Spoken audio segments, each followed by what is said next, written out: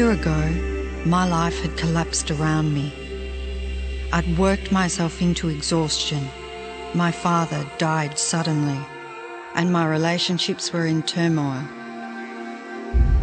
Little did I know at the time, out of my greatest despair was to come the greatest gift.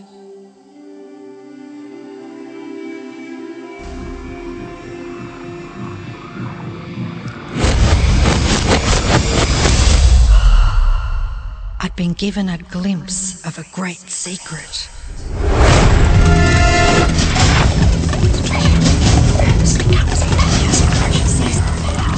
I began tracing the secret back through history.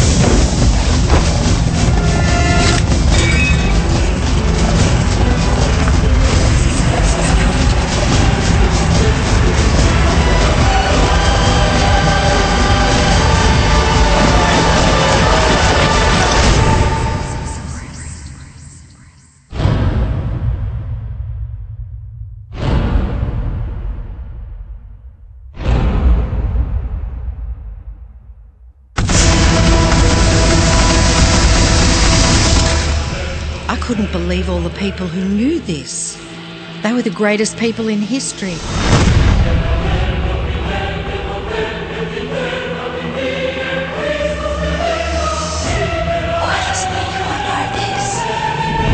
All I wanted to do was share the secret with the world. I began searching for people alive today who know the secret. One by one, they began to emerge.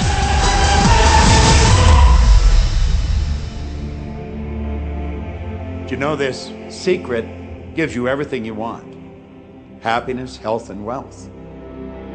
You can have, do, or be anything you want. We can have whatever it is that we choose. I don't care how big it is.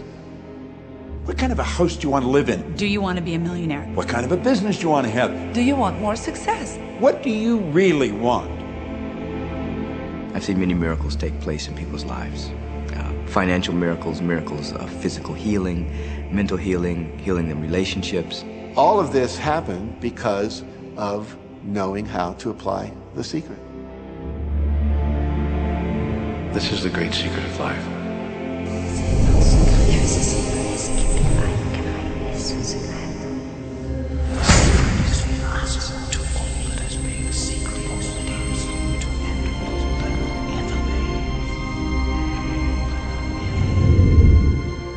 You've probably been sitting there wondering, what is the secret? I'll tell you how I have come to understand it. We all work with one infinite power. We all guide ourselves by exactly the same laws. The natural laws of the universe are so precise that we don't even have any difficulty building spaceships. We can send people to the moon, and we can time the landing with the precision of a fraction of a second. I don't care if you're in India, if you're in Australia, New Zealand, Stockholm, or London, or Toronto, or Montreal, or New York. We're all working with one power, one law. It's attraction. The secret is the law of attraction. Everything that's coming into your life, you are attracting into your life. And it's attracted to you by virtue of the images you're holding in your mind. It's what you're thinking. You see, whatever is going on in your mind, you are attracting to you. Now, wise people have always known that. You can go right back to the ancient Babylonians. They've always known this. It's a small, select group of people. Why do you think that 1% of the population earns around 96% of all the money that's being earned? Do you think that's an accident? It's no accident. It's designed that way. They understand something. They understand the secret. And you are being introduced to the secret. The simplest way for me to look at the law of attraction is if I think of myself as a magnet, and I know that a magnet will attract to it. Very basically put, the law of attraction says that like attracts like. But we're really talking at a level of thought. Our job as humans is to hold on to the thoughts of what we want, make it absolute clear in our minds what we want, and from that we start to invoke one of the greatest laws in the universe, and that's the law of attraction. You become what you think about most, but you also attract what you think about most. If you see it in here, you're going to hold it here. And that principle can be summed up in 3 simple words. Thoughts become things. What most people don't understand is a thought has a frequency. Every thought has a frequency. We can measure a thought. And so if you're thinking that thought over and over and over again, or if you're imagining in your mind, okay, having that brand new car, having the money that you need, building that company, finding your soulmate, if you imagine what that looks like, you're emitting that frequency on a consistent basis. Thoughts are sending out that magnetic signal that is drawing the parallel back to you. See yourself living in abundance, and you will attract it. It always works. It works every time with every person. Here's the problem. Most people are thinking about what they don't want, and they're wondering why it shows up over and over and over again. The law of attraction doesn't care whether you perceive something to be good or bad, or whether you don't want it or whether you do want it. It's responding to your thoughts. So if you're sitting there looking at a mountain of debt, feeling terrible about it, that's the signal you're putting out into the universe. Wow, I feel really bad because of all this debt I've got. You're just affirming it to yourself. You feel it on every level of your being. That's what you're going to get more of.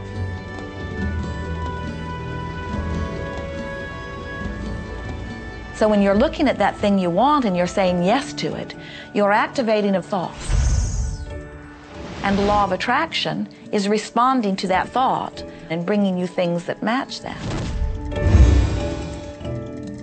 But when you are looking at something that you do not want and you shout no at it, you are actually not pushing it away. Instead, you are activating the very thought of what you do not want, and now law of attraction is lining those things up for you also.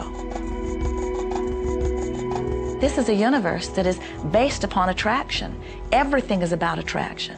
The law of attraction is always working. Whether you believe it or understand it or not, it's always working. You might be thinking about the past or the present or the future, but whether you're remembering or observing or imagining, still in that process you are activating thought. And law of attraction, which is the most powerful law in the universe, is responding to your thought. Creation is always happening. Every time an individual has a thought or a prolonged, chronic way of thinking, they're in the creation process. Something is going to manifest out of those thoughts. Law of attraction says, we'll give you whatever it is you say and focus on. And so if you're complaining about how bad it is, what you're creating is more of how bad it is. Oh, look! I got that!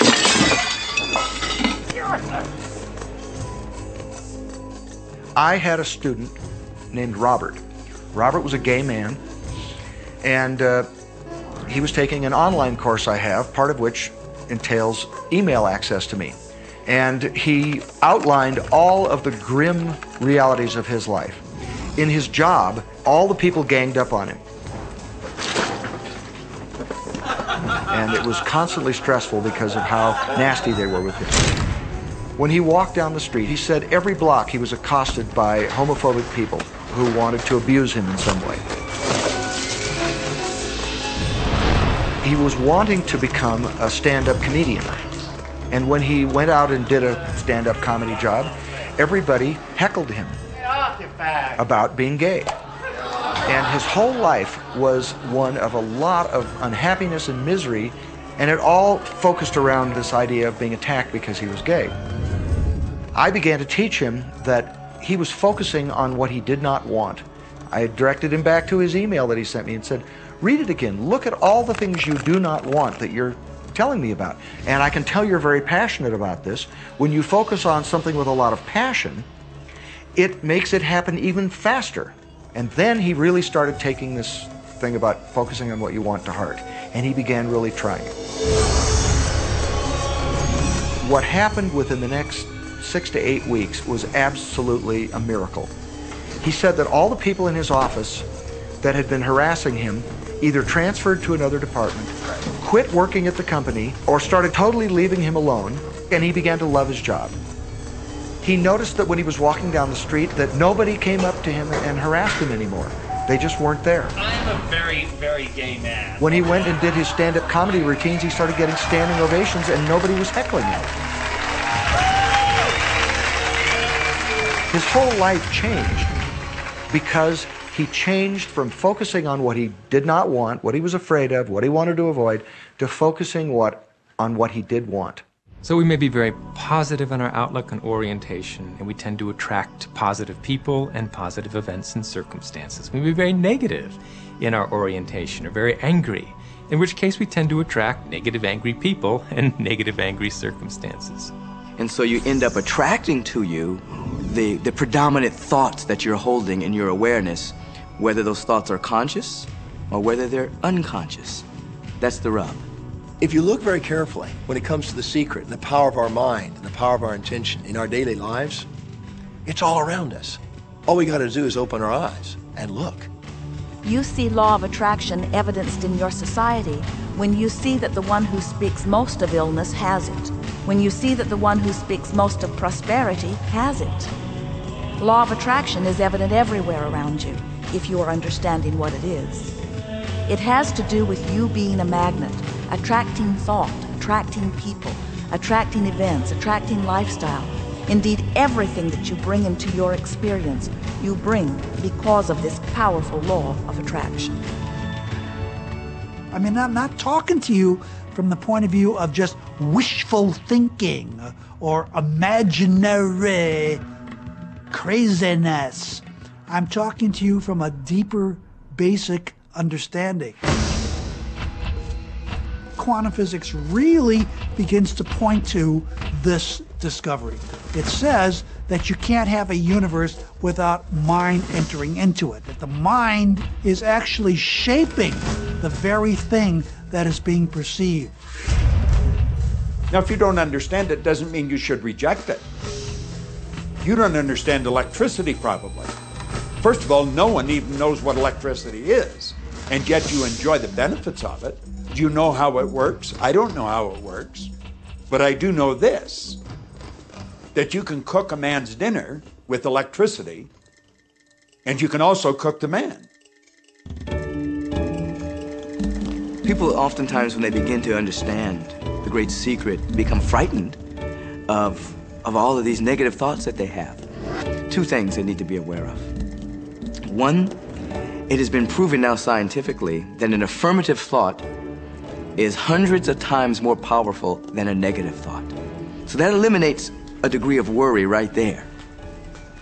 You live in a reality where there is this buffer of time, and truly that serves you. You're really not wanting to be in an environment where your thoughts manifest immediately.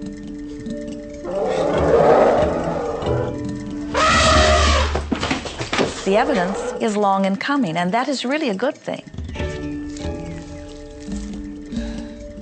So you want to become aware of your thoughts, you want to choose your thoughts carefully, and you want to have fun with this because you are the masterpiece of your own life. You are the Michelangelo of your own life. The David that you are sculpting is you, and you do it with your thoughts. The leaders in the past who had the secret wanted to keep the power and not share the power. So they kept people ignorant of the secret. People went to work, they did their job, they came home. They were on a treadmill with no power because the secret was kept in the few. We live in a universe in which there are laws. Just as there's a law of gravity, if you fall off a building, it doesn't matter whether you're a good person or a bad person, you're gonna hit the ground. Everything that's around you right now in your life, including the things you're complaining about, you've attracted. Now, I know at first blush that's going to be something that you hate to hear. You know, you're going to immediately say, I didn't attract the car accident. I didn't attract this particular client. I didn't particularly attract the debt. I didn't attract whatever it happens to be that you're complaining about. And I'm here to be a little bit in your face and to say, yes, you did attract it. And this is one of the hardest concepts to get. But once you've accepted it, it's life transforming. This is part of the overall giant secret here. And most of us attract by default. We just think that we don't have any control over it. Our thoughts are on autopilot, our feelings are on autopilot, and so everything is just brought to us by default. Now, if this is your first time to hear this, it may feel like, oh, I have to now monitor my thoughts. This is going to be a lot of work. It will seem like that at first, but that's where the fun begins. We do not encourage that you try to monitor your thoughts. That will sort of make you crazy. There are so many thoughts coming to you from so many different directions about so many different subjects. That's where your emotional guidance system comes in. Your emotions, your emotional guidance system is what helps you to understand what you're thinking. So your thoughts cause your feelings. The emotions are this incredible gift that we have to let us know what we're attracting. There are only two emotions from our perspective. One feels good and one feels bad. You call them all sorts of different things, but essentially, all of those negative emotions, whether you call it guilt or anger or frustration, all feel much the same. They do not feel good. And all of those are guidance saying that which you are thinking about right now is not in line with what you are really wanting. On another level, it's called bad frequency or bad vibes or whatever you want to call it. The one that feels good, that feeling of hope or happiness or love, that good feeling, that positive emotion, is guidance saying that which you are thinking right now is in alignment with what you are wanting. So it's really so simple. It's right there. The answer is, what am I attracting right now? Well, how do you feel? I feel good. Well, good. Keep doing that. Our feelings are a feedback mechanism to us about whether we're on track or not, whether we're on course or off course. The better you feel, the more in alignment you are. The worse you feel, the more out of alignment you are. What you are doing as you are moving through the variety of your day-to-day experience is you are offering thoughts that are literally formulating your future experience. And you can tell by the way you feel if the things that you're moving toward will please you when you get there.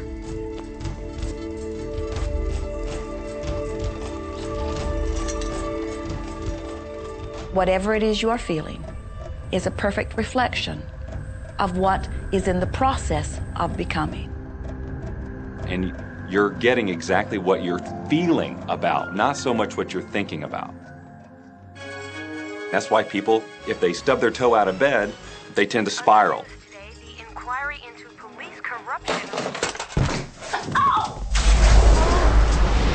The whole day goes like that, you know.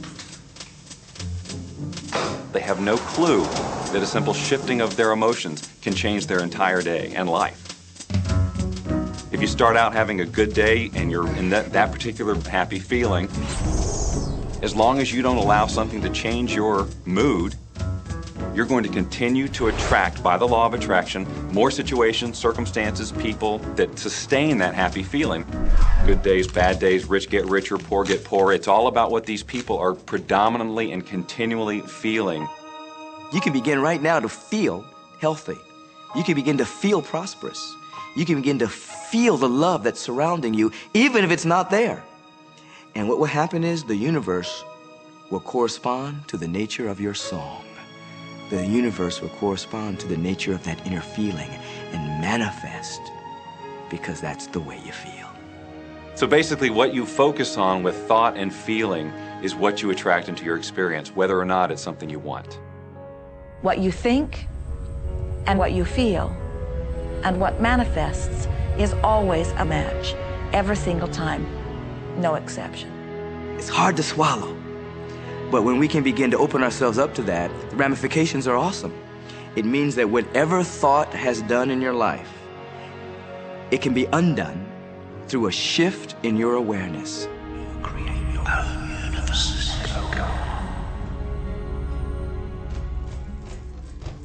It's really important that you feel good, because this feeling good is what goes out as a signal into the universe and starts to attract more of itself to you. So the more you can feel good, the more you will attract the things that help you feel good and it'll keep bringing you up higher and higher. When you're feeling down, do you know that you can change it like that? Put on a beautiful piece of music.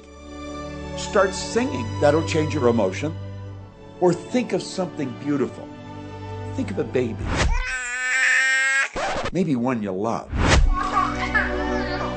And dwell on it. Really keep that thought in your mind. Block everything out and put that thought.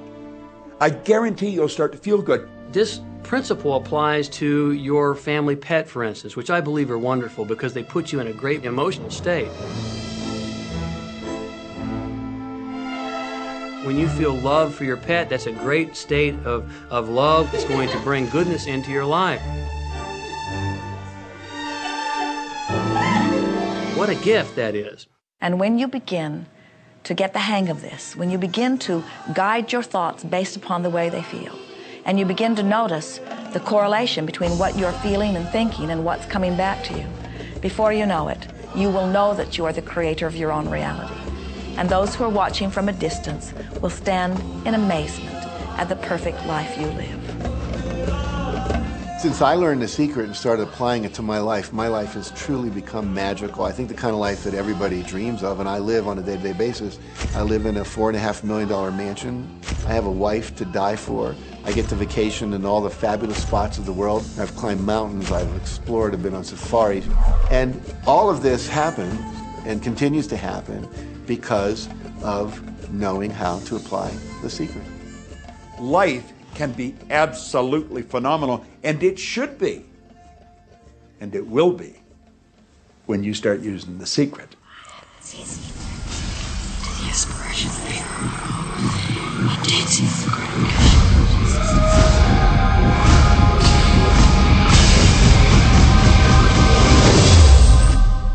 Well, a lot of people ask me what their job is in the creative process and what the job of the universe is. So let's look at that for a moment. Let's use this metaphor. If you think about Aladdin and his lamp, you've probably heard of that one. I mean, Aladdin picks up the lamp and he dusts it off, and out pops the genie.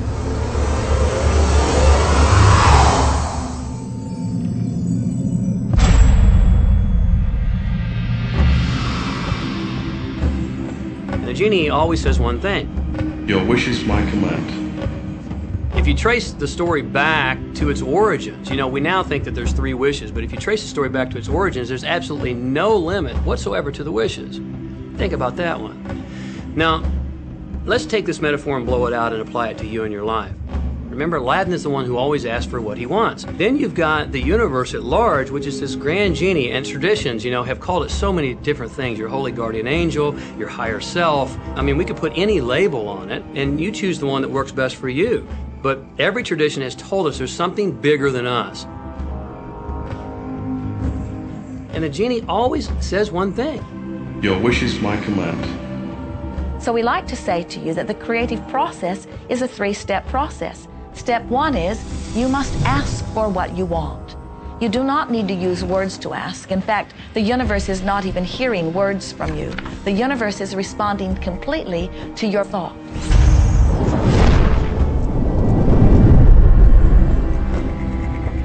What do you really want? Sit down and write it out on a piece of paper. Write it in the present tense. You might begin by writing, I am so happy and grateful now that, and then explain how you want your life to be in every area. And this is really fun. This is like having the universe as your catalog, and you flip through it and you go, well, I'd like to have this experience, and I'd like to have that product, and I'd like to have a person like that. It is you just placing your order with the universe. It's really that easy. The second step is answer, an answer to what you're asking. And that is not your work in your physical form. The universe will do that step for you. All of the universal forces are responding to the thoughts that you have set into motion. Your wish is my command. And the universe will start to rearrange itself to make it happen for you. Most of us have never allowed ourselves to want what we truly want because we can't see how it's going to manifest. If you do just a little research, it is going to become evident to you that anyone that ever accomplished anything did not know how they were going to do it. They only knew they were going to do it. You don't need to know how it's going to come about. You don't need to know how the universe will rearrange itself. You don't know how. It'll be shown to you. You will attract the way. So then our friends say, something must be going terribly wrong because I know I am asking, so where's my stuff? And we say, you are asking. You are completing step one. You can't help but do that. The universe is answering every time, no exception. But there is another step that you must understand, and it is called step 3, which is the receiving step, which means you must bring yourself into alignment with what you're asking for. When you're in alignment with what you want, you feel wonderful. That's what enthusiasm is. That's what joy is. That's what appreciation is. That's what that feeling of passion is. But when you are feeling despair or fear or anger, those are strong indicators that you are not right now in alignment with what you're asking for. And so, when you begin to realize that the way you feel is everything, and you begin to direct your thoughts based upon how they feel, little by little, you can find the feeling place of it, and now you are one with it, and now it must manifest into your experience.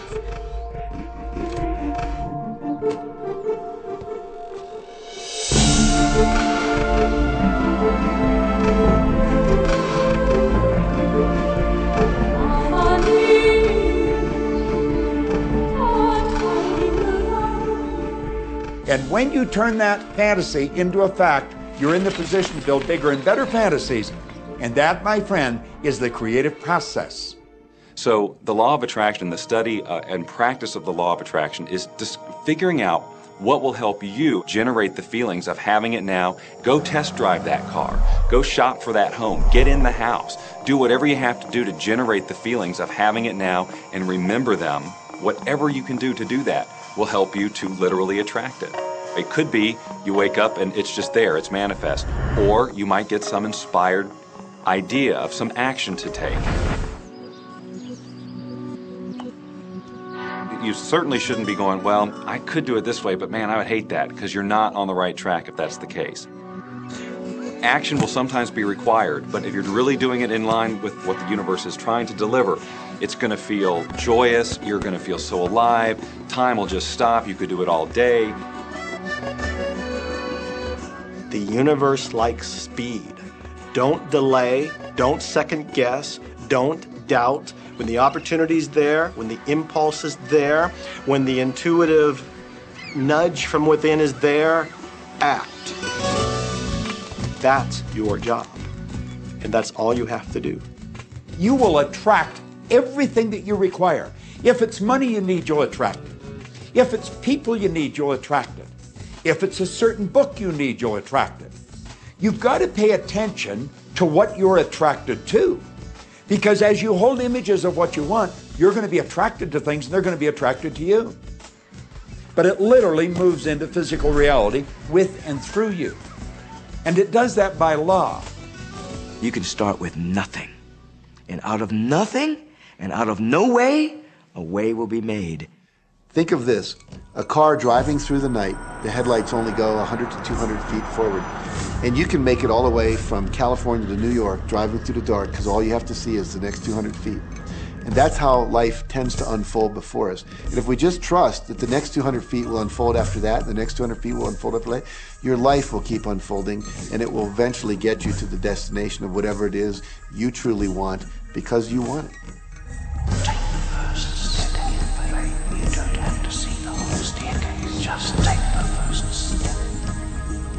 Well, another thing people wonder about is how long is this going to take? How long will it take to manifest the car, the relationship, the money, whatever it happens to be? Well, I don't have any rule book that says it's going to take you 30 minutes or 3 days or 30 days.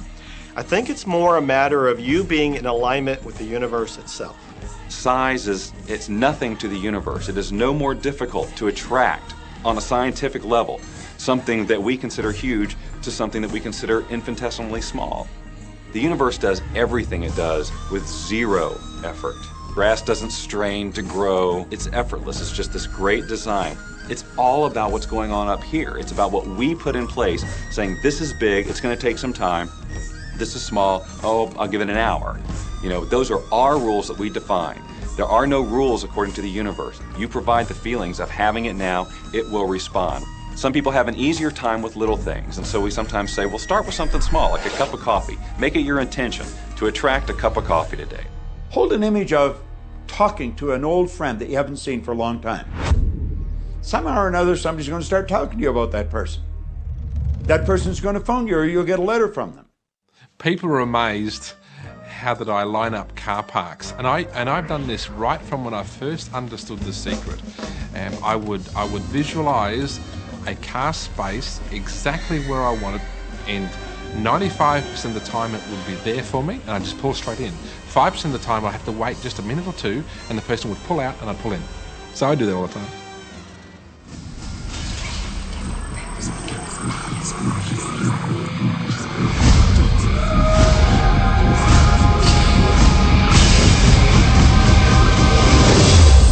A lot of people feel stuck or in prison or confined by their current circumstances.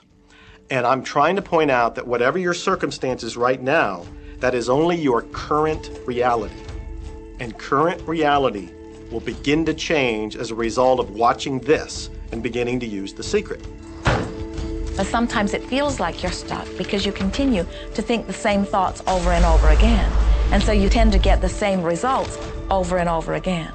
And the reason is because most people offer the majority of their thought in response to what they are observing. You see, if you're just looking at what is, then you're just thinking about what is. And when you think about what is, law of attraction gives you more of it. And then if you just observe what is, then you're just thinking about what is. And law of attraction gives you more of what is. And then if you just observe, well, we've been over this, haven't we? You have to find a way that you are approaching what is through a different vantage point. Most people look at their current state of affairs and they say, this is who I am. That's not who you are. That's who you were. You see, if you look at your current state of affairs right now, let's say, for instance, that you don't have a lot of money in your bank account, or you don't have the relationship that you want, or your health and fitness isn't up to par. That's not who you are. That's the residual outcome of your past thoughts and actions. So we're constantly living in this residual, if you will, of the thoughts and the actions we've taken in the past. When you look at your current state of affairs and define yourself by that, then you doom yourself to have nothing more than the same in the future. All that we are is the result of what we have thought. Okay, what can you do right now to begin to turn your life around? I'll tell you 2 or 3 things. Start making a list of things to be grateful for. Start with that, because this shifts your energy. It starts to shift your thinking.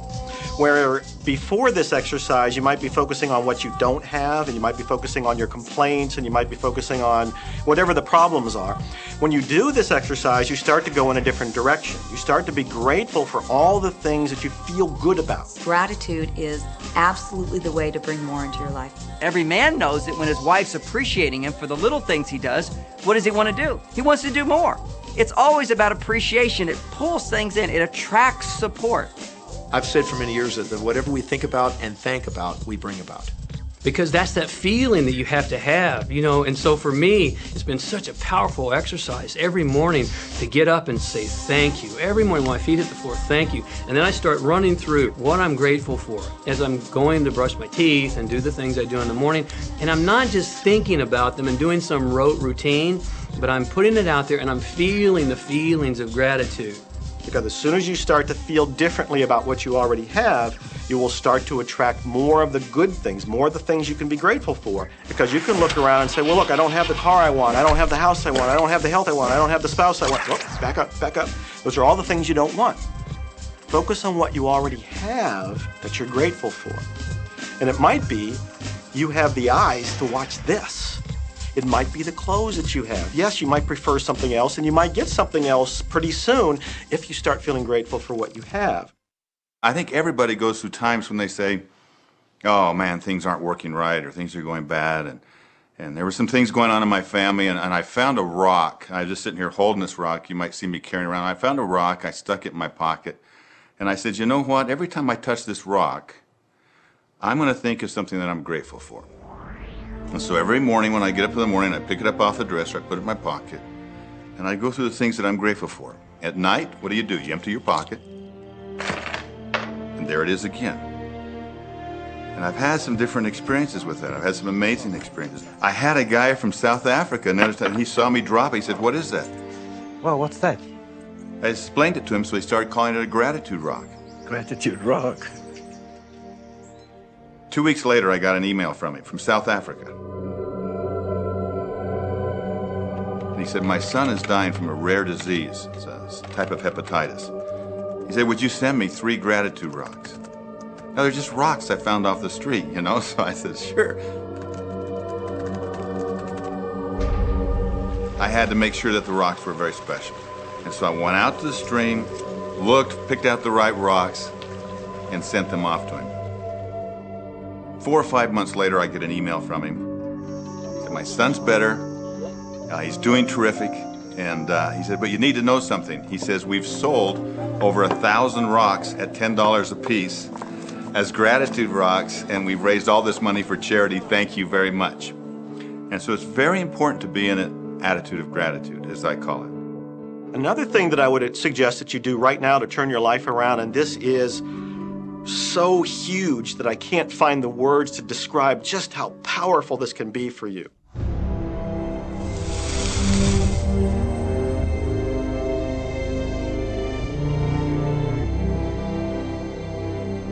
I took the visualization process from the Apollo program and instituted it during the 1980s and 90s into the Olympic program. And it was called Visual Motor Rehearsal. When you visualize, then you materialize. And the interesting thing about the mind is we took Olympic athletes and then hooked them up to sophisticated biofeedback equipment and had them run their event only in their mind. Incredibly, the same muscles fired in the same sequence when they were running the race in their mind as when they were running it on the track. How could this be? Because the mind can't distinguish whether you're really doing it or whether it's just a practice. I think if you've been there in the mind, you'll go there in the body. When you're visualizing, when you've got that picture playing out in your mind, always and only dwell upon the end result.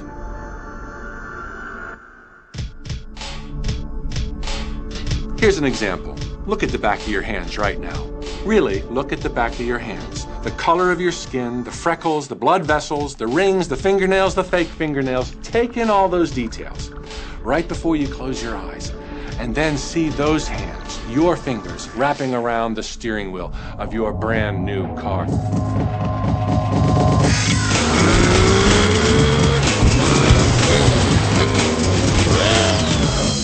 This is such a holographic experience, so real in this moment, that you don't even feel like you need the car because it feels like you already have it. It's the feeling that really creates the attraction, not just the picture or the thought. And I think for a lot of people, they think, well, if I think positive thoughts, or if I visualize having what I want, that'll be enough. But if you're doing that and still not feeling abundant or feeling, loving and joyful, then it doesn't, from my mind, really create the power of the attraction. This is where the secret actually moves into action. You put yourself in the feeling place of really being in that car, not, oh, I wish I could get that car, or someday I'll have that car, because that's a very definite feeling associated with that. It's not in the now, it's not, it's in the future. If you stay in that feeling, it will always be in the future. Feel the joy, feel the happiness, no matter how silly it seems in that dark and quiet room, and you're going, woohoo! Do it! A lot of people will say, come on, do I have to do that? How bad do you want change?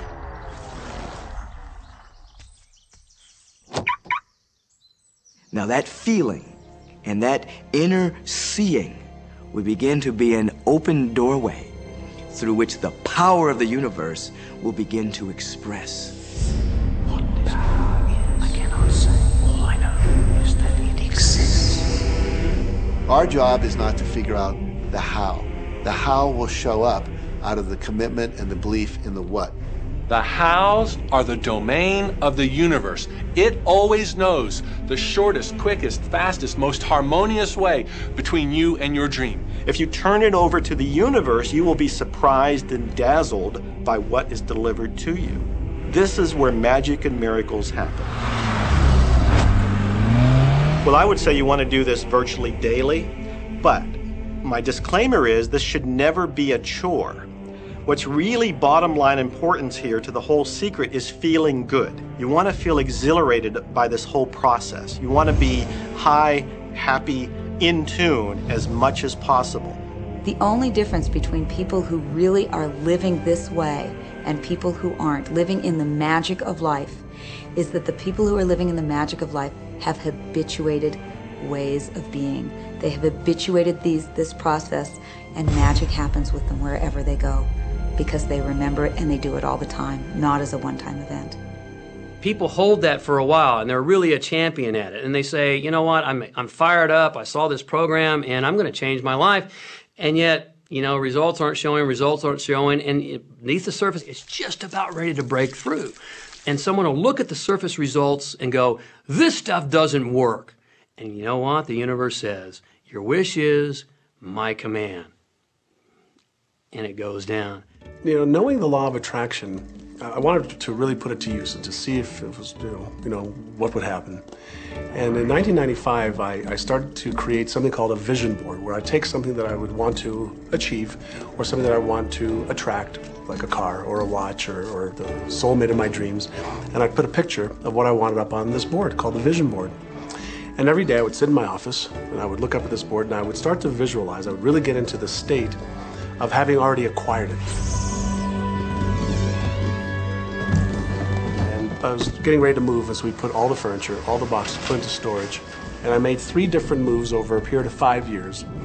And then I ended up in California and bought this house, renovated it for a year, and then had all the stuff brought from my former home 5 years earlier.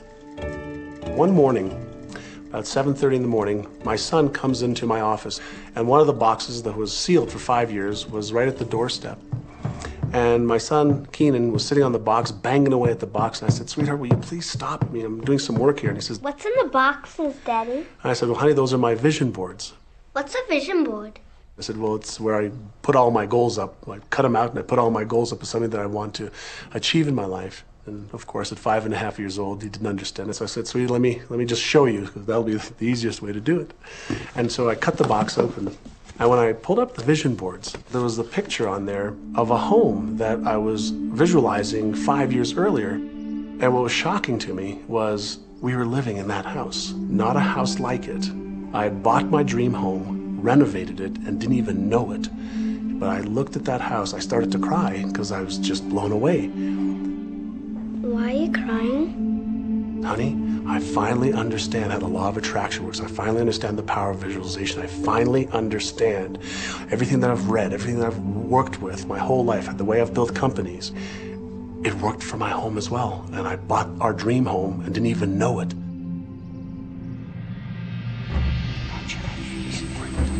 is the dream of life's attraction. Decide what you want. Believe you can have it. Believe you deserve it. Believe it's possible for you. And then close your eyes every day for several minutes and visualize having what you already want and feeling the feelings of already having it. Come out of that and focus on what you're grateful for already. And really enjoy it, okay? And then go into your day and release it to the universe and trust that the universe will figure out how to manifest it.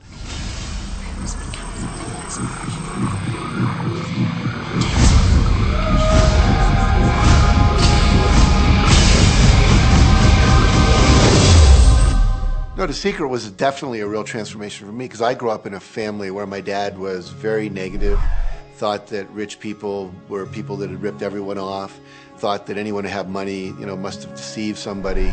And so I grew up with a lot of beliefs about money, that if you had it, it made you bad. Only evil people have money. And, money doesn't grow on trees. That was a big one. Who do you think I am, Rockefeller? That was one of his favorite phrases. So I grew up truly believing that life was difficult, that it was hard, you had to struggle. And it was only when I met W. Clement Stone that I literally began to shift my life. Whatever the mind of man can conceive and achieve. When I was working with Stone, he said, I want you to set a goal that's so big that if you achieved it, it would blow your mind. And you would know it's only because of what I've taught you that you would have achieved this goal. Well, at the time, I was making about $8,000 a year. And for some reason, I wanted something that was really measurable. So I said, I want to make $100,000 in a year. Now, I had no idea how I could do that. I saw no strategy, no possibility, but I just said, I'm going to declare that, I'm going to believe it, I'm going to act as if it's true, and release it. And so I did that. And one of the things he taught me was every day to close your eyes and visualize the goal as if it's already achieved. And I had actually made a $100,000 bill that I put on the ceiling. So the first thing I'd see when I woke up, I'd look up and there it was, and it would remind me that this was my intention. And then I would close my eyes and visualize having this $100,000 a year lifestyle. And interestingly enough, nothing major happened for about 30 days. I didn't have any great breakthrough ideas. No one was offering me more money. And all of a sudden, I was in the shower, it was about 4 weeks into it, and I had a $100,000 idea. It just came right into my head. I had a book I had written, and I said, if I could sell 400,000 copies of my book at a quarter each, that'd be $100,000. Now, the book was there, but I never had this thought. And one of the secrets, I think, is that when you have inspired thought, you have to trust it, and you have to act on it. Now, I didn't know how to do that. I didn't know how I was going to sell 400,000 copies. We'd never done that. And then I saw the National Enquirer at the supermarket. I had seen that millions of times, and it was just background. And all of a sudden, it jumped out of me as foreground, and I thought, wow, if readers knew about my book, certainly 400,000 people would go out and buy it. And about 6 weeks later, I gave a talk at Hunter College in New York to 600 teachers, and this lady comes up at the end and she says, that was a great talk. I'd like to interview you. Let me give you my card. And I said, who do you write for? I'm a freelancer, but I sell most of my stuff to the National Enquirer.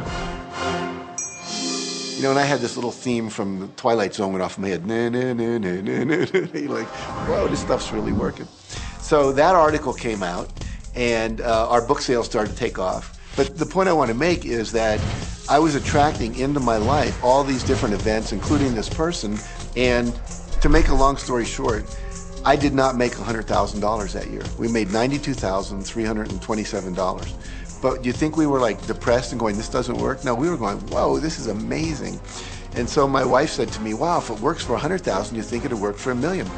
And I said, I don't know. I think so. Let's try it.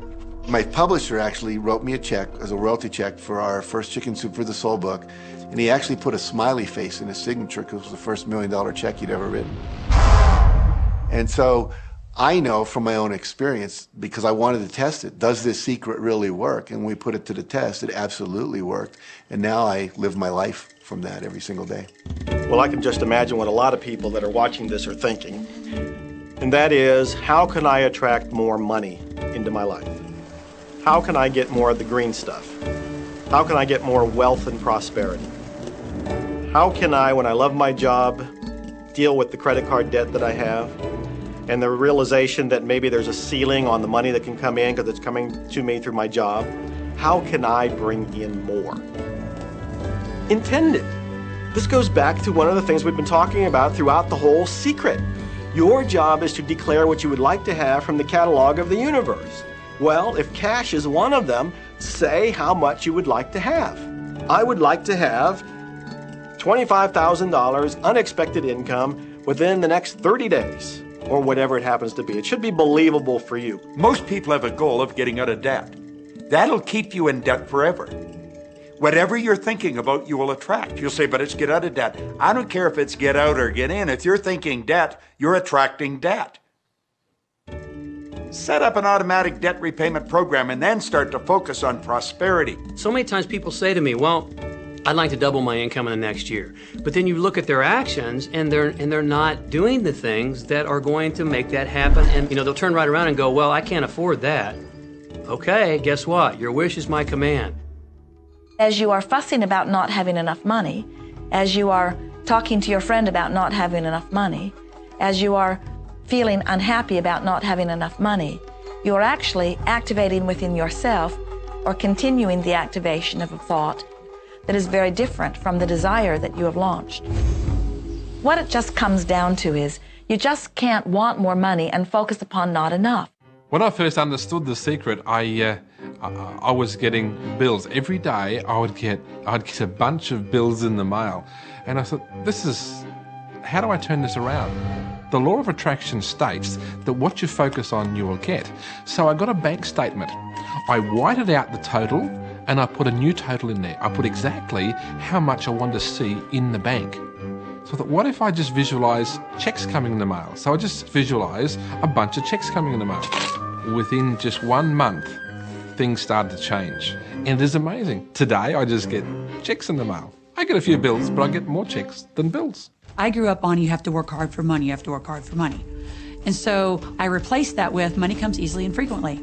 Now, in the beginning, it feels like a lie, right? There was a part of your brain that will say, oh, you liar, it's hard.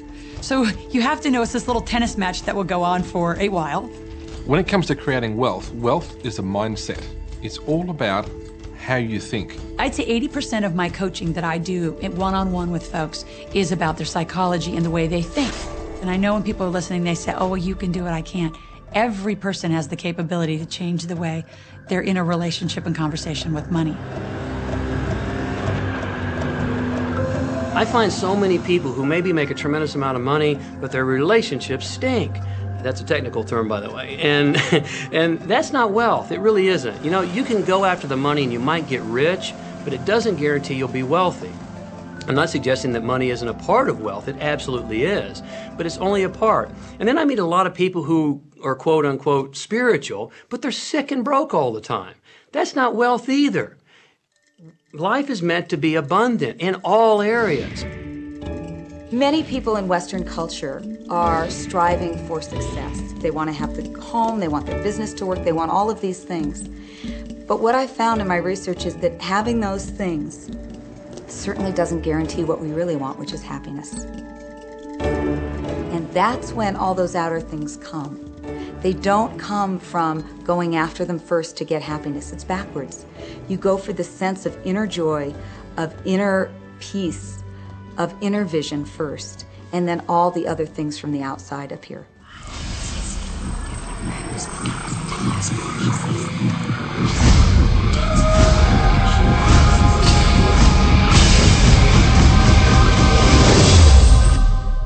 The secret means for me actually that we are creators of our universe, and that every wish of what we want to create will manifest in our life. Therefore, it's very important what you wish, what your thoughts are, what your feelings are, because it will manifest. Now, one day I went into somebody's home, and he was an art director of a very famous film producer. And in every corner, he had this beautiful image of a woman, a naked woman dressed with a fabric, kind of doing this, kind of saying, oh, I don't look at you, I don't see you, And I said, I think you have trouble in your romance. Are you a clairvoyant or something? No, but look, 7 places you have exactly that woman. But I love that kind of painting. I painted it myself. That's even worse, I said, because you put all your creation and your creativity in it. Now, he's this gorgeous-looking man. He has all these actresses around him because that's the work he does. He doesn't get romance. I said, what do you want? Well, I want to date 3 women a week. Okay, paint yourself with 3 women and hang it in every corner.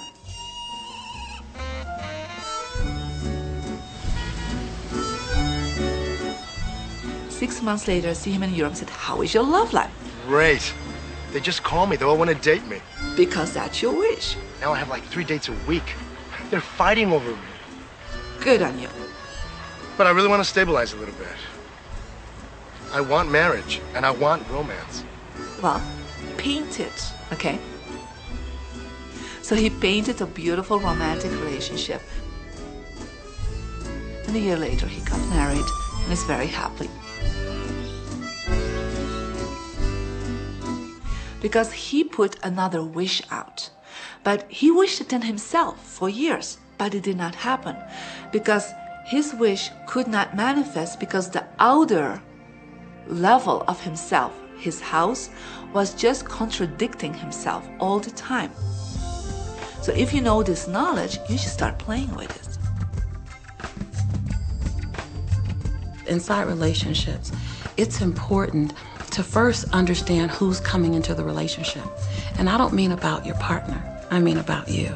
How can you ever expect anyone else to enjoy your company if you don't enjoy your own company?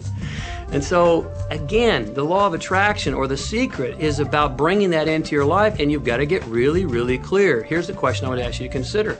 Do you treat yourself the way that you want other people to treat you? You become the solution for you. Don't like, now you owe me and you need to give me more. Instead, give more to yourself. Take time off to give to yourself, in a sense, to fill yourself up to fullness, to where now you can overflow in giving. I got into many relationships expecting my partner to show me my beauty. I needed to see him showing me my beauty because I didn't feel beautiful. Because when I was growing up, my sheroes were Charlie's Angels, the Bionic Woman, Wonder Woman. And though they were wonderful women, none of them looked like me. It wasn't until I stopped and I fell in love with Lisa, full lips, round hips, mocha skin, afro, that the rest of the world began to fall in love with Lisa. There's something so magnificent about you. I have been studying me for 44 years. I want to kiss myself. Because you're going to get to love yourself. I'm not talking about conceit. I'm talking about a healthy respect for yourself. And as you love yourself, you'll love others. Sometimes people will say, those people at work are so negative, or the man I live with is so angry, or my children are so worrisome to me. And we say, you must orient yourself to the best part of those people who surround you. We encourage that you get a notebook and that you make a list of the positive aspects of the people that you spend a lot of time with.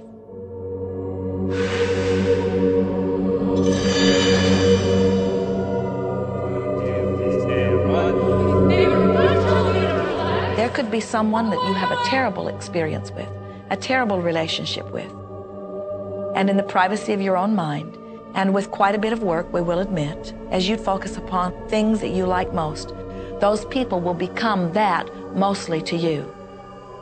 And even though you cannot create in their reality, if they are in a mood or an attitude that doesn't match the mood or attitude that you have about them, they'll zig while you zag. Law of attraction will not put you in the same space together. Your frequencies don't match up. If you knew your potential to feel good, you would ask no one to be different so that you can feel good.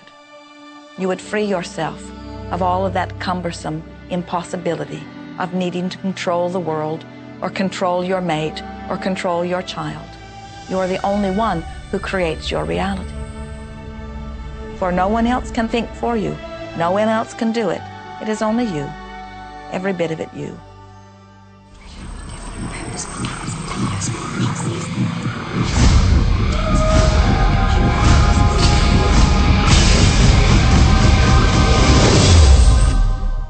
It's important to recognize that our body is really the product of our thoughts. We're beginning to understand in medical science the degree to which the nature of thoughts and emotions actually determines the physical substance and structure and function of our bodies. We've known in the healing arts of a placebo effect. A placebo is something that supposedly has no impact and no effect on the body, like a sugar pill or something. You tell the patient that this is just as effective. And what happens is the placebo has the same effect, if not greater effect, than sometimes the medication is supposed to be designed for that effect.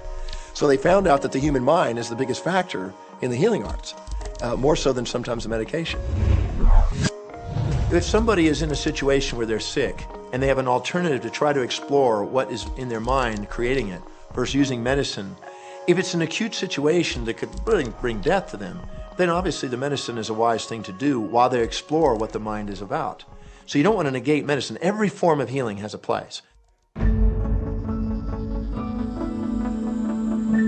There is only a stream of well-being that flows, you know. It is a stream of pure positive energy.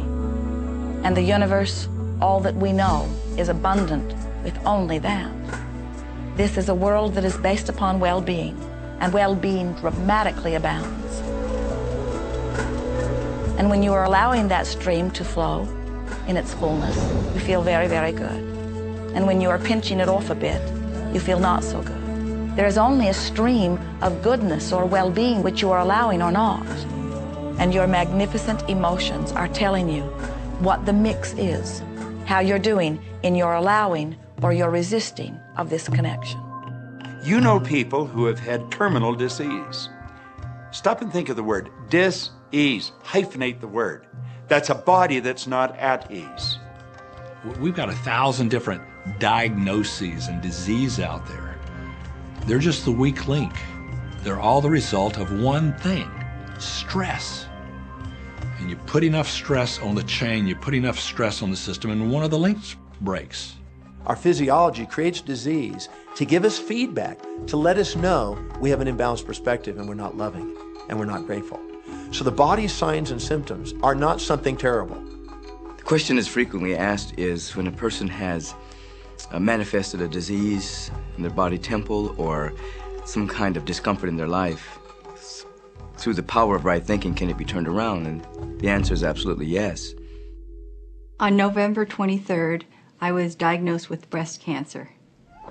I truly believed in my heart, with my strong faith, that I was already healed. During the day, all day long, I would just say, thank you for my healing. On and on and on I went, thank you for my healing. I believed in my heart I was healed. I saw myself as if cancer was never in my body. One of the things I did to heal myself was to watch very funny movies. That's all we would do is just laugh, laugh, laugh. We couldn't afford to put any stress in my life because we knew stress was one of the worst things you can do while you're trying to heal yourself. From the time I was diagnosed, which was November 23rd, to the time I was healed totally was approximately 3 months. And that's without radiation and chemotherapy. Well, we come with a basic program. It's called self-healing. You get a wound, it grows back together. You get a bacterial infection, the immune system comes and takes care of those bacteria and heals it up. The immune system is made to heal itself. Dis-ease cannot live in a body that's in a healthy emotional state. Your body is casting off millions of cells every second, and it's creating millions of new cells. In fact, literally, parts of our body are replaced every day. Other parts take a few months, other parts a couple of years. But within a few years, we have a brand new physical body. If you have a disease and you're focusing on it and you're talking to people about it, you're going to create more disease cells. See yourself living in a perfectly healthy body. Let the doctor look after the disease. Can you feel the difference between having painful arthritis in your hips and feeling fearful about it, or having painful arthritis in your hips and feeling hopeful about it? The difference between fearful and hopeful is the difference between recovery or not. Happier thoughts lead to essentially a happier biochemistry, a happier, healthier body. Negative thoughts, stress, has been shown to seriously degrade the body and the functioning of the brain, because it's our thoughts and emotions that are continuously reassembling, reorganizing, recreating our body. Remove physiological stress from the body, and the body does what it was designed to do. It heals itself. I've seen kidneys regenerated. I've seen cancer dissolved. I've seen eyesight improve and come back. I always say that incurable means curable from within. You can change your life and you can heal yourself.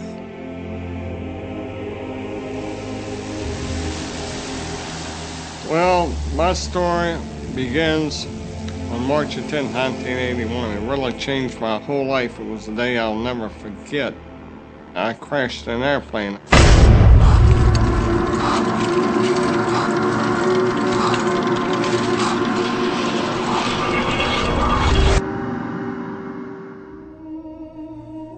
I ended up in the hospital completely paralyzed. My spinal cord was crushed. I broke the first and second cervical vertebrae. My swallowing reflex was destroyed. I couldn't eat or drink. My diaphragm was destroyed. I couldn't breathe. All I could do was blink my eyes. The doctors, of course, said all my life I'd be a vegetable. All I'd do is blink my eyes the rest of my life. That's the picture they saw of me, but it didn't matter what they thought. The main thing was what I thought.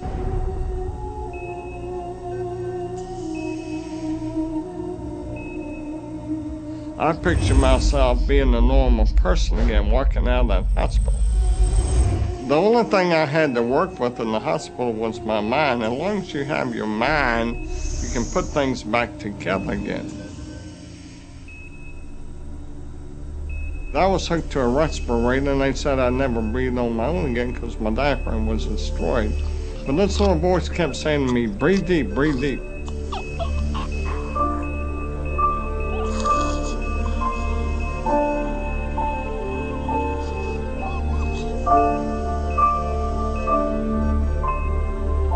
Finally, I was weaned from it. They were at a loss for an explanation. See, I could not afford to allow anything to come in my mind that would distract me from my goal and from my vision.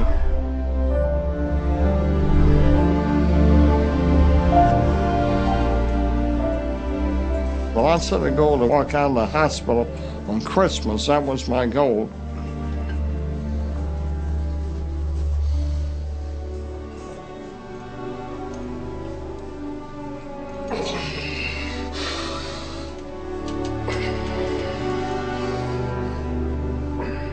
Eight months later, I walked out of the hospital on my own 2 feet. They said it couldn't be done. That's a day I will never forget. For people that are sitting out there right now watching this program that are hurting, if I wanted to sum up my life and sum up for people what they can do in life, I would sum it up this way in 6 words. Man becomes what he thinks about.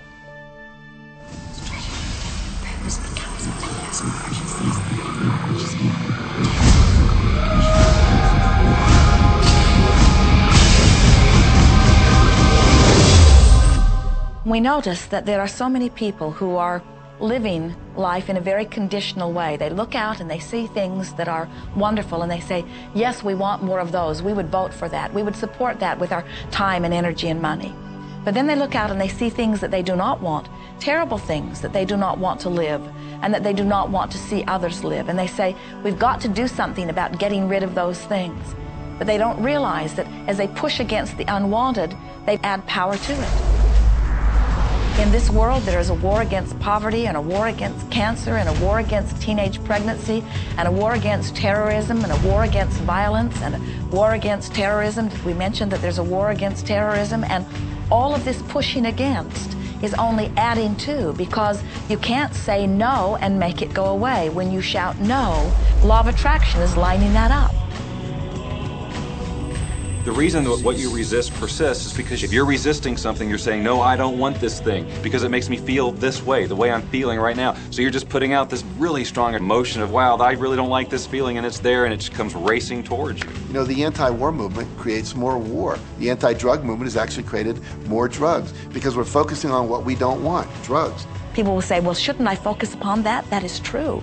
And we say, that is like saying, because someone gave their attention to something they did not want long enough that now it is manifested, I should do it too. And we say, we don't really understand that reasoning. Mother Teresa was brilliant. She said, I will never attend an anti-war rally. If you have a peace rally, invite me. You know, she knew. She understood the secret. I mean, look what she manifested in the world. So if you're anti-war, be pro-peace. If you're anti-hunger, be pro people having more than enough to eat. If you're anti a particular politician, be pro his opponent. Often elections are tipped in the favor of the person that people are really against because he's getting all the energy and all the focus. You want to focus on what you want, not what you don't want. It's okay to notice what you don't want because that gives you contrast to say, well, this is what I do want. But the fact is that the more you talk about what you don't want or talk about how bad it is, read about all of that all the time, and then say, oh, how terrible it is, well, you're creating more of that. You know, so many times people say to me, well, James, I have to be informed. Maybe you have to be informed, but you don't have to be inundated.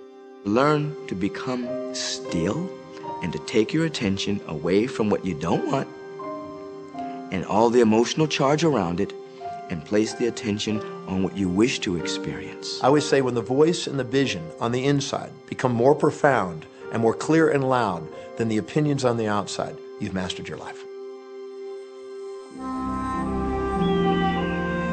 You are not here to try to get the world to be just as you want it to be.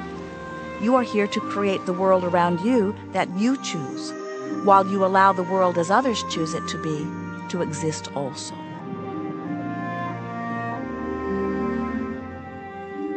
One of the questions I get almost all the time, and it's probably on somebody's mind right now if it's not on yours, and that's the idea that, well, if everybody uses The Secret and they all treat the universe like a catalog, aren't we going to run out of stuff? Won't everybody just make a run for it and bust the bank?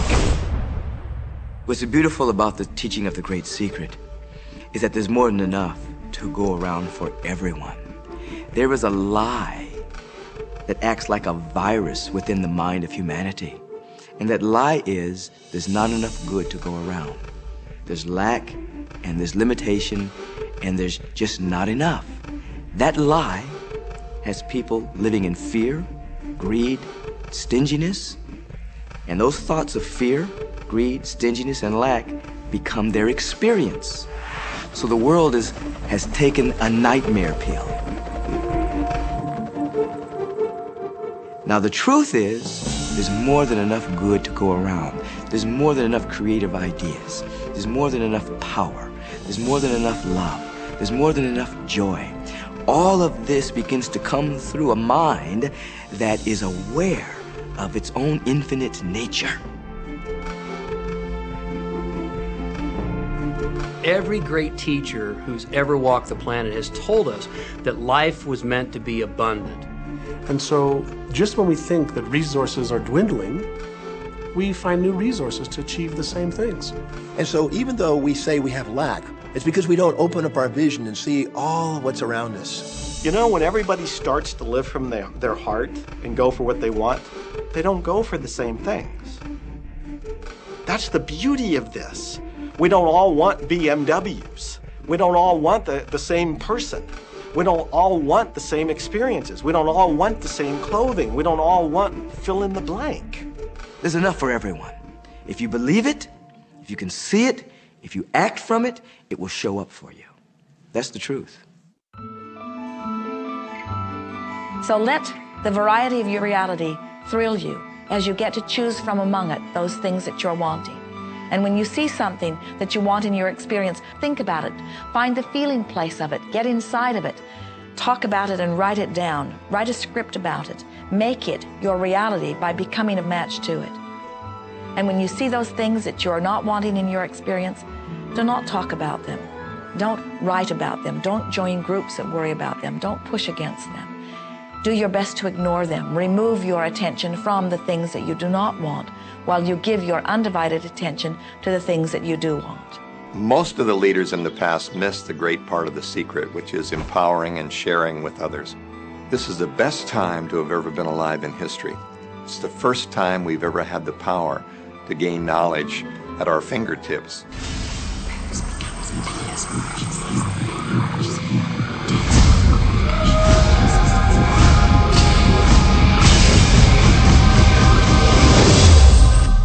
When we look around us, even at our own bodies, what we see is the tip of the iceberg. Think of this for a moment. Take your hand and look at it. Now, your hand looks solid, but it's really not. If you put it under a proper microscope, you'd see a massive energy vibrating. Everything is made up of the exact same thing, whether it's your hand, whether it's the ocean, or whether it's a star. Everything is energy. And let me help you understand that just a little bit. There's the universe, of course, and our galaxy, and our planet, and then individuals, and then inside of this body are organ systems, and then there's cells, and then there's molecules, and then there's atoms, and then there is energy. So there are a lot of levels to talk about something on, but everything in the universe is energy. I don't care what city you're living in, you've got enough power in your body, potential power, to illuminate the whole city for nearly a week. Most people define themselves by this finite body, but you're not a finite body. I mean, even under a microscope, you're an energy field. Well, what we know about energy is this. You go to a quantum physicist and you say, what creates the world? And he or she will say, energy. Well, describe energy. Okay, it can never be created or destroyed. It's always was, always has been. Everything that ever existed always exists. It's moving into form, through form, and out of form. Okay, great. You go to a theologian and you ask the question, what created the universe? And he or she will say, God. Okay, describe God. Always was and always has been, never can be created or destroyed, all that ever was, always will be, always moving into form, through form, and out of form. You see, it's the same description, just different terminology. And so if you think you're this meat suit running around, think again. You're a spiritual being. You're an energy field operating in a larger energy field. We're all connected. We just don't see it. There isn't an out there and an in here. Everything in the universe is connected. It's just one energy field. You are extensions of source energy, and you are here in these magnificent bodies, but your bodies have distracted you, for the most part, from who you really are. You are source energy. You are eternal beings. You are God force. You are that which you call God. Scripturally, we could say that we are the image and the likeness of God. We could say we are another way that the universe is becoming conscious of itself. We could say that we are the infinite field of unfolding possibility. All of that would be true. Every great tradition has told you that you were created in the image and the likeness of the creative source. That means that you have God potential and power to create your world, and you are. You are. And maybe you've created things to this point that are wonderful and worthy of you, and maybe you haven't. The question I'd ask you to consider is, do the results you have in your life, are they what you really want? And are they worthy of you? If they're not worthy of you, then when would now be the right time to change those? Because you have the power to do that. Power is broken. Is therefore under our control. You know, a lot of people feel like they're victims in life, and they'll often point to past events, perhaps growing up with an abusive parent or in a dysfunctional family. And I would add as a parenthesis here that most psychologists believe that about 85% of families are dysfunctional. So it's like all of a sudden you're not so unique.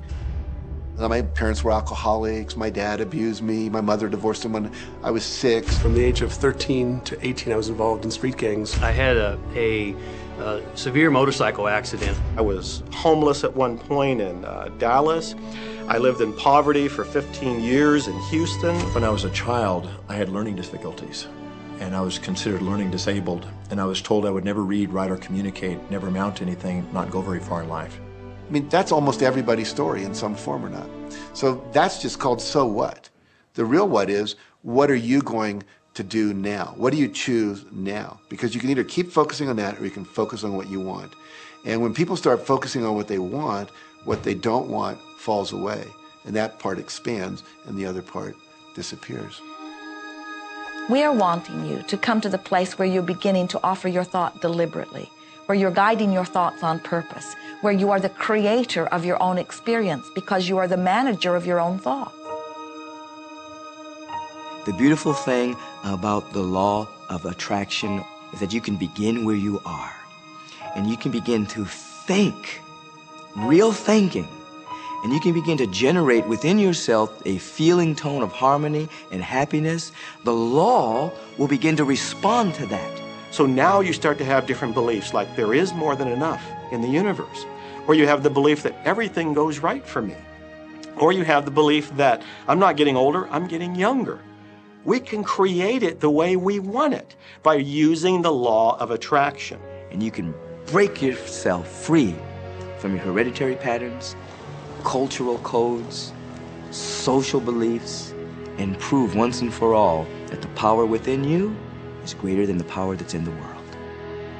Some of you may be thinking, well, that's very nice, but I can't do that, or she won't let me do that, or he'll never let me do that, or I haven't got enough money to do that, or I'm not strong enough to do that, or I'm not rich enough to do that, I'm not. Every single I'm not is a creation. Whether you can or you can't, you are right. Are there any limits to this? Absolutely not. We are unlimited beings. We have no ceiling. The capabilities and the talents and the gifts and the power that is within every single individual on this planet is unlimited.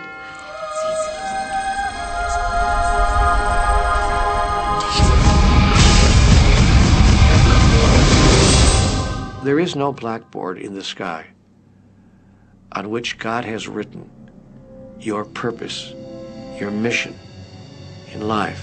There's no blackboard in the sky that says, Neil Donald Walsh, a handsome guy who lived in the first part of the 21st century, who, then there's a blank, and all I have to do to really understand what I'm doing here, why I'm here, is to find that blackboard and find out what God really has in mind for me. But the blackboard doesn't exist. So your purpose is what you say it is. Your mission is the mission you give yourself. Your life will be what you create it as, and no one will stand in judgment of it, now or ever. It took a lot of years for me to get this, because I grew up very much with this idea that, there was something I was supposed to do, and if I wasn't doing it, I was like, God wouldn't be happy with me, When I really got that my primary aim was to feel and experience joy, then I began to do only those things which brought me joy. We have a saying, if it ain't fun, don't do it, Joy, love, freedom, happiness, laughter. That's what it is.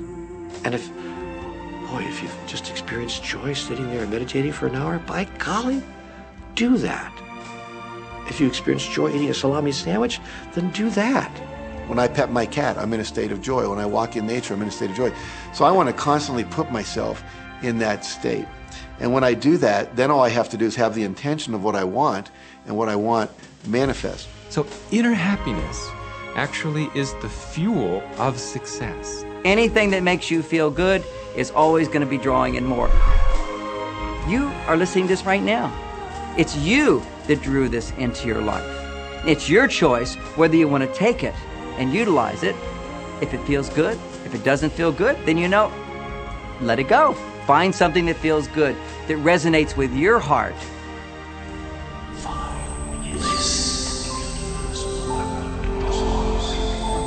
Joseph Campbell said, "Follow your bliss." We think those are the best words we have ever heard spoken from a human tongue. And if one could follow one's bliss, you would follow the trail to abundance and well-being on all subjects.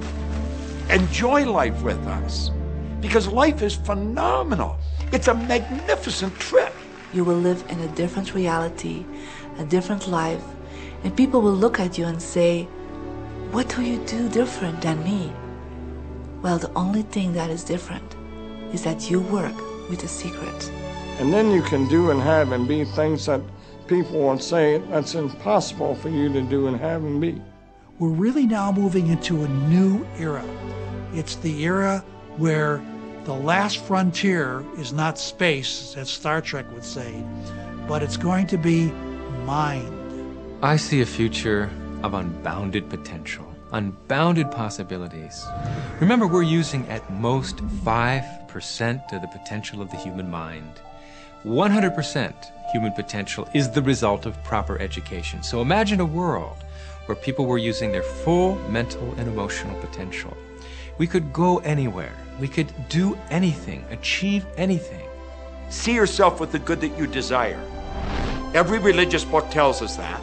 Every great book on philosophy, every great leader, all the avatars who have ever lived, go back and study the wise ones.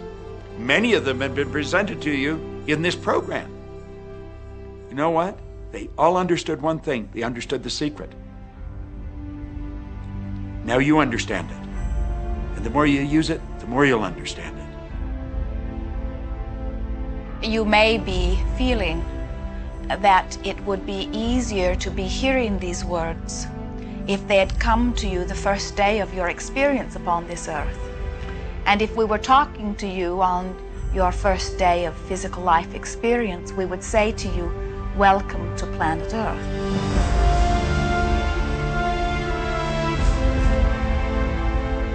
There is nothing that you cannot be or do or have.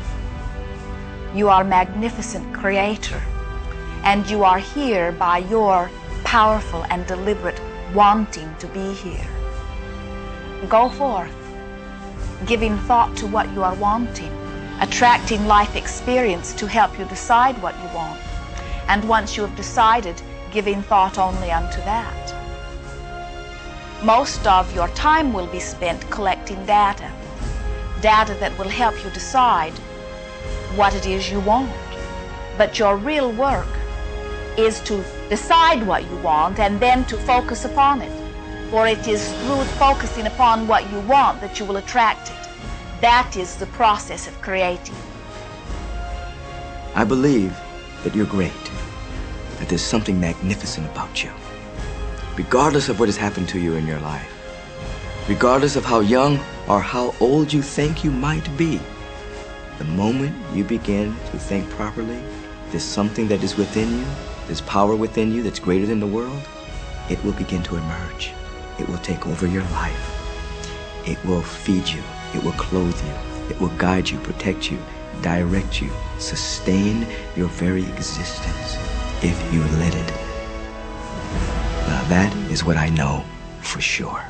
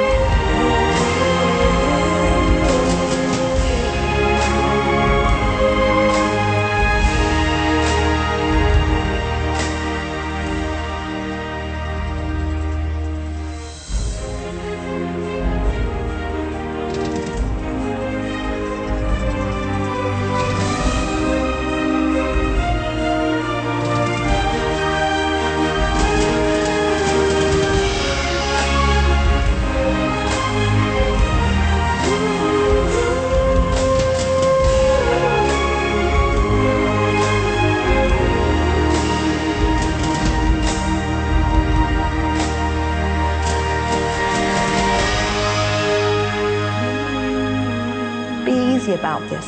Have fun with it. There is nothing you are supposed to do, only that which you want to do.